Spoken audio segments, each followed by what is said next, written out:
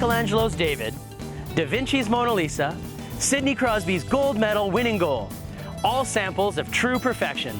In the culinary world, there's perfection as well, like the Simply Perfect breakfast food. I give you oatmeal. It reduces hunger, increases feelings of fullness, and reduces cholesterol. It's even considered a beauty aid. What more could you ask for of a breakfast food? So today, a breakfast of perfection as we prepare overnight oatmeal and an omelette au finale with hash browns and baked tomatoes. Eat your heart out, Sidney Crosby. I'm Garrett Shack, and that's what we're cooking on the coast.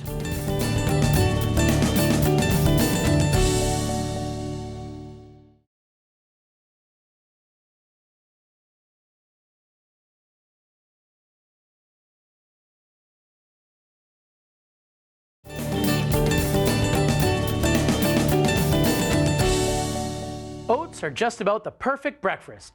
Today, we reach for the breakfast of perfection as we prepare overnight oatmeal and an omelette au finale with hash browns and baked tomatoes. Let's get started.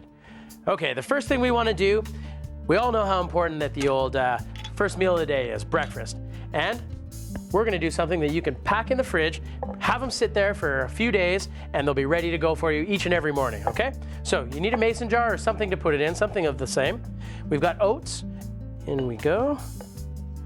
Just get about, you could do, I'd say for the jar this size, probably want about that much. Oh, maybe a little bit more. Let's pull the whole thing in there. About a cup, 3/4 of a cup or so.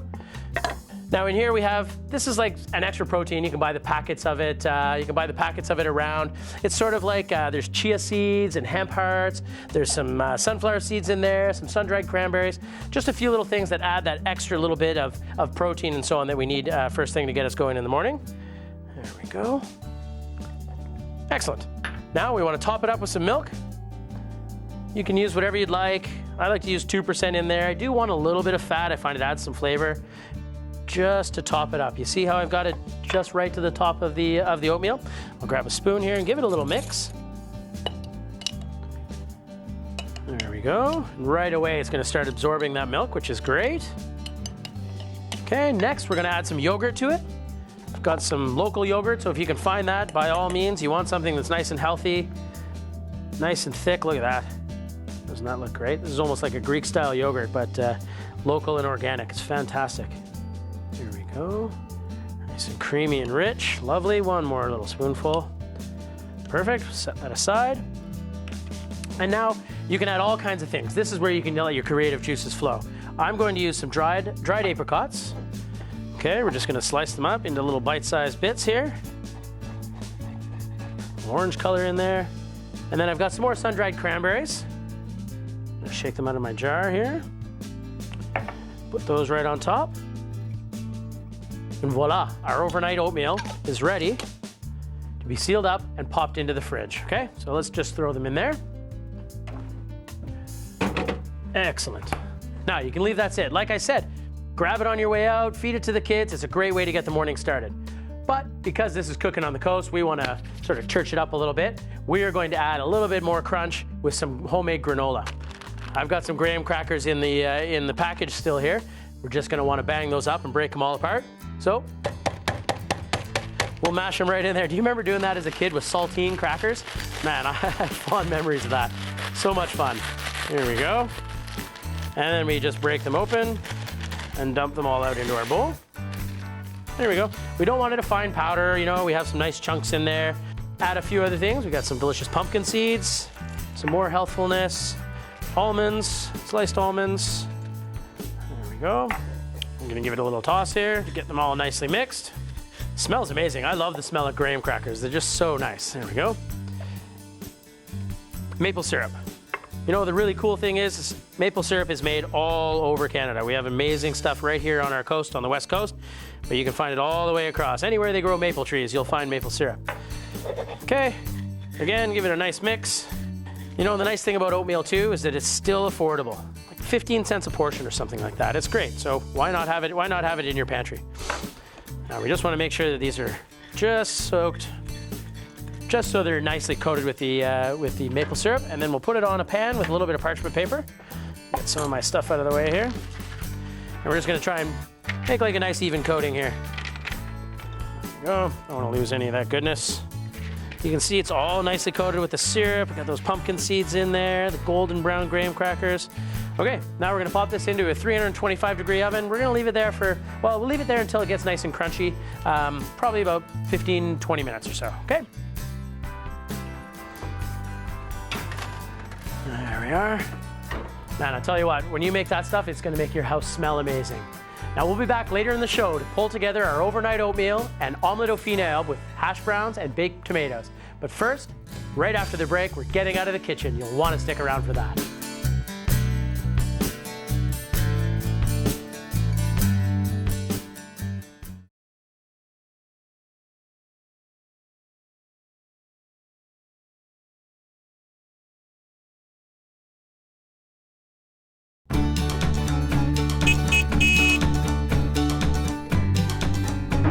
Now we're out here on location at Arbutus RV. With me today is Rose Little. Hi, Rose. Hi, Garrett. How are you? Nice to So today I was thinking we'd do something a little bit different.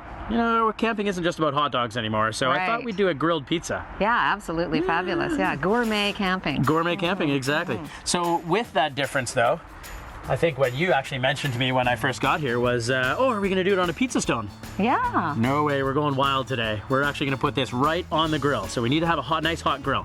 But first, there's a couple things we need to do to prep this. I'm gonna just poke this down because our pizza dough is proofed nicely here. So we're just gonna poke that down a little bit. And then I'll get you to brush a little bit of that extra virgin olive oil on there, if you could, please. All right, the beauty of this is we got these amazing new pantries. We don't have to just have, you know, spray cans and all that kind of stuff. Want to make sure it's liberally coated then. Yeah, that looks great. Looks great. And then we'll rub it with a little garlic here. I'll do that. There we go. We just want that garlic flavor. We don't necessarily want the punch of the actual garlic on there. Okay. And did you roast that garlic? Perfect. Or is it No, just no, fresh? that's just fresh. We do want a strong flavor, but we don't want the we don't actually want the garlic bite in there. So now what I'm going to do is I'm going to take it from that right onto a nice hot grill again. Okay. Super high heat. We can turn the heat down a touch afterwards so we don't burn the dough, but that's where we're going to go next. And in the meantime, I'll get you to grab my chef's knife there, and maybe you could cut up those portobello mushrooms right onto the grill. Just in some nice slices. Yeah, just some nice slices. Looks beautiful. All our vegetables are already cooked, so this pizza doesn't take very long at all. Very nice. Yeah. In the meantime, I'm going to start putting some stuff on there. Got some grilled red onions here. I love grilled red onions on a pizza. Grilled red onions on anything is pretty darn tasty, but they sure go nicely on this. Absolutely, and it's important to grill them too because then the flavors all come out, right? Yeah, it kind of softens it a little bit, Yeah. right? Yeah, good point. There we go, some red peppers, nice and sweet. There we go, just enough so we can get a bite of each. That looks great. We can save those for the next pizza. Okay. Awesome. Whoops. Oh, And that's you want okay. Yeah, let's put the rest on here. So what couple kind of salami is this? It's a sopressata, so it's got a little bit of black pepper in there, a little bit of Italian or? Yeah, an Italian salami for Nice. sure. And then we got some smoked cheddar. Okay. A couple slices of that on there. And then we just want to close the grill and let the heat in there kind of do its job, right? So right now it's acting like a grill on the bottom, so it's cooking the dough from underneath. Okay. And then we're getting like sort of a revolving heat in there from the lid, which then creates an oven. Now, what did you put on the grill to make sure the pizza doesn't stick? You can give it a little spray, and that definitely helps keep it from sticking. You're Okay. giving away my trade secrets Okay. here. But if you use a really nice hot grill, it shouldn't stick anyway. Okay. But just to be on the safe side, use a little pan spray on there. So let's have a look at it. See how it's already starting to rise? Look at that. Doesn't that look great? Yeah, it does. Cheese is starting to melt. You can have a look. Fabulous. So this is something you get your kids involved in too, right? Because Oh, they absolutely. love building their own pizzas and Yep. More the merrier. pizzas at the lake. Yeah, more Yeah. people you get around the table we're cooking, the better, right? Yeah, absolutely. Great. All right, now let's have a look at our pizza here. Rose, there was something you noticed I did. You want to explain to our viewers? I was noticing that you turned down the right side of the barbecue so that you weren't going to burn the bottom, and that was my main concern. That's why we use a pizza stone all the time, but this is brilliant. Yeah. Just I don't turn know. it down, keep Hopefully the the other camera side can see up, that because we got some nice golden brown color down there. and then it works like an oven, I just had generating that opportunity heat. to Yeah. work like the oven, like we talked about. Absolutely. Okay, I think we're ready to go here, so I'm going to pull this guy off. Be careful.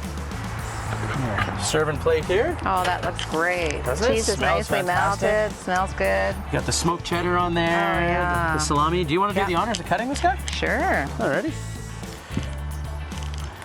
Oh, you've cut a pizza or two before. That looks great. Can hear the nice crispiness of the dough. Lovely, lovely, lovely. Beautiful. Now I sort of want to crack some fresh pepper on there.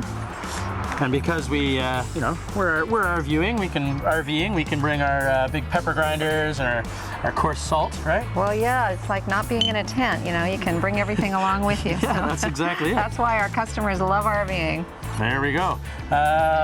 Mind if I cut it a little bit smaller so we can have a couple bites? No, absolutely. We definitely want some cheese on there though, right? There we go. That one can be for you. And I'll dig into this one. Okay. It's gonna be hot, so be careful. We're really cooking here, right? We are.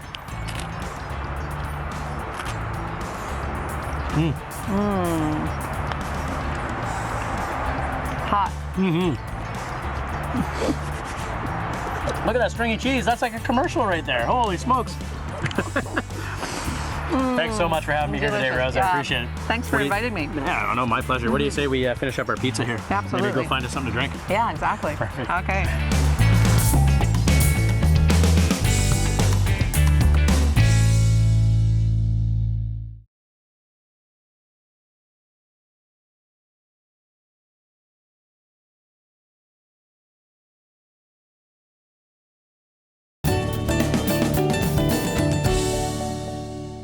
It's back to our kitchen, where we're working on overnight oatmeal and omelette dauphine with hash browns and baked tomatoes.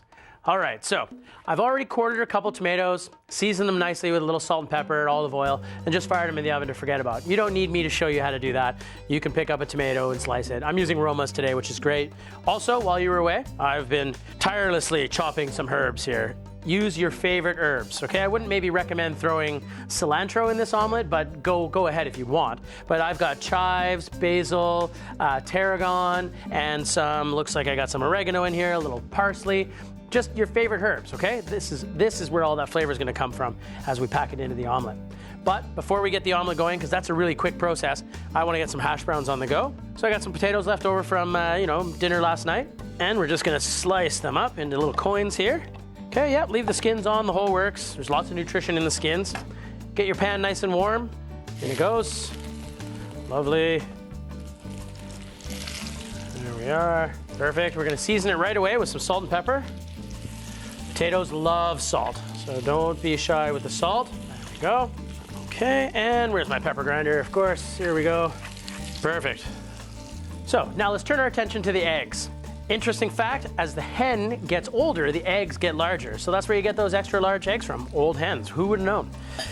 Let's crack these into our pan here, our bowl rather. Okay, into the compost bin. Next one. I like to do 2 egg omelets. I think that's a pretty good size. I mean, you go to most restaurants and you'll see 3 eggs and so on. But now, this is one of my greatest pleasures in cooking right here. This is something, how to whisk an egg. This is something I learned as a sort of a young boy when I remember my mom teaching me how to do this. And I've always, ever since then, done it the same way. And I just love whisking it around and trying to get that up as high out of the bowl as I can so I can almost get all the egg out of there. One of the many things Mom taught me. There we go. Probably a way of me feeding myself after school, that's for sure. Okay, so that's nicely whisked. Let's have a look at our potatoes. We're just gonna give those a little toss. You can see they're starting to turn golden brown. We still got lots of nice color there. Fantastic. Turn up the heat on our omelet pan. Anytime I'm doing eggs, I want some oil and a little bit of butter because butter tastes delicious. In moderation, again, a little bit of butter in there just to give it some flavor.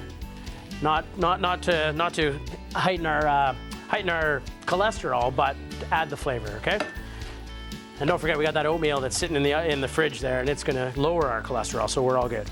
Now, once that's melted, and we got some good heat on there, we're gonna get our eggs right into the pan. In it goes. And now, we don't wanna mess around with it too much. We do wanna shake it just a touch. Okay, you can even use your spatula, kind of just get it cooking. But once we get to a certain point, you start to see it congeal and start to coagulate like this. We're gonna just stop, and we're gonna let that set. We really want that egg now to to set all together, okay? Give our potatoes a little turn here again. Excellent. Sound, you can actually hear how crispy they sound, don't they? Okay, good stuff. Not too high a heat. One of the things about omelets, if you ever get one in a restaurant and it's kind of brown or already gone brown, they've overcooked it. You know, we don't allow those to go out in our restaurant. They have to be still nice and golden. So, I mean, hold me to that. So let's see how this one turns out. I'm gonna go to the oven right now and grab our tomatoes out and we can start building our plate because we're getting really, really close to presentation time here. Okay, got a towel.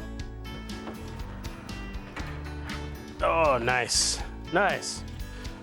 Hey, like they were done on TV. Don't they look great? Let me just take a couple of these out. We'll set them nicely on the plate here. Something about roasted tomatoes. I think it's an English thing, but something about roasted tomatoes with breakfast or stewed tomatoes. Very nice. Smells delicious. Again, just a little olive oil and some salt and pepper. It's perfect. Another toss on our potatoes. Have a look at our omelet. I like to just whirl it around a little bit like this, and that'll just help continue cooking those last little bits there.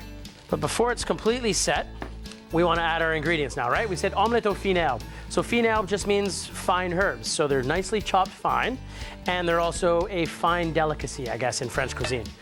So here we go. We'll add these in here now, and you can sprinkle them all over. That's quite all right. As much or as little as you want. I like to add a little Parmesan cheese to mine. Just cheese and omelets go great. So we got some freshly grated Parmesan cheese here that we'll just crumble over. There we are. We'll add a little bit more, why not? Goes really nicely. Okay, we want some salt in there. There we are. Fresh cracked pepper, of course. Always fresh cracked pepper. Okay, and now the real test here to see how we did on this pan. It feels like it's sticking already, so wish me luck out there, okay? We're gonna dig underneath. Ooh, we might have some good success here. Lindsay, you ready for this? Because this is gonna be a tricky one here. All right, we're gonna try and turn this guy without, oh, it's sticking a little bit. Here we go. Whoa, look at that. Not too bad, you can see where it's stuck. If you have a non-stick pan at home, it really makes life easier. Thank goodness whoever invented that Teflon stuff, it really works nicely. Now, we're just gonna let that sit in this pan just for a couple more seconds, but I'm gonna turn the heat off at this point. Heat off on our potatoes as well, and we can get those to the plate. Okay, one last shake, and we'll put them on the plate here. Trusty tongs. Right beside our potatoes. There we go. That looks like enough. Look how beautiful they look. Golden brown, nice and crunchy and crispy. Fantastic. And I'm gonna give our omelet one more turn over to the other side here. Nice. Golden brown, just the way we want it, or light golden brown, not brown. Okay, and then we'll go right over to our plate. Let's see if we can get it out of there nicely.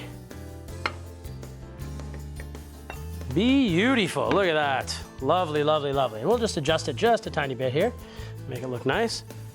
A few little sprinkles. There we go, a little bit more herb, why not? Touch of Parmesan on top. And we can't forget, we worked so hard on our overnight oatmeal, so let's grab that out of the fridge and finish that one up too. All right, look at that. Doesn't that look spectacular? Quick, easy, but we said we were gonna take this up a little bit, so crack it open, and we're gonna add our granola. So this is what it looks like once it came out of the oven here. Grab a little bit. See that right there? All crispy and crunchy. We're just gonna add that right to the top. Try not to throw any on the ground. Perfect. And then because, you know, it's cooking on the coast again, we've got some beautiful flowers here. And what better way to start the morning than if you sent your loved one out the door with a jar of overnight oatmeal just like that, hey? Wouldn't that be spectacular? And there you have it. Overnight oatmeal and omelette au fine herbe with hash browns and baked tomatoes. A breakfast of perfection. Very nice. Now for the beverage pairing, I have something that goes hand in hand with breakfast. Shane from Habit Coffee, how are you, mate? Good to see you, mate. Bringing some coffee along for me, mate. I mean, that's what breakfast is, right? It is. So tell me how to get this started. Like, we're looking for the perfect cup of coffee to go with the breakfast here, so. Yeah, well, I mean, it's always important to start with some great quality coffee, which we brought from our partners at Bows and Arrows. Yeah, so we're going to do a pour over, which is a simple brew method that is quick, it's efficient. You need a few simple tools. Under $100, you're kind of set up and ready to go. Nice. So I've got some coffee. I did pre-grind it. Okay. Is there something with the grind? Like, are you looking for fine, coarse? What's the sort of... Grind is all relative to the amount of time that it's brewing. So this is going to take about 2 minutes. Yep. French press about 4, espresso about 30, so somewhere in the middle. Okay. Okay. So like a medium grind there? Yeah. So we're going to start with 20 grams of coffee. I have a scale here to keep things nice and accurate. Coffee is actually a very complex thing. So understanding some simple basics like always using the same amount of coffee, temperature not at boiling, this is at 200 degrees, it's not going to burn the coffee. Perfect. So some of these simple things really go a long way.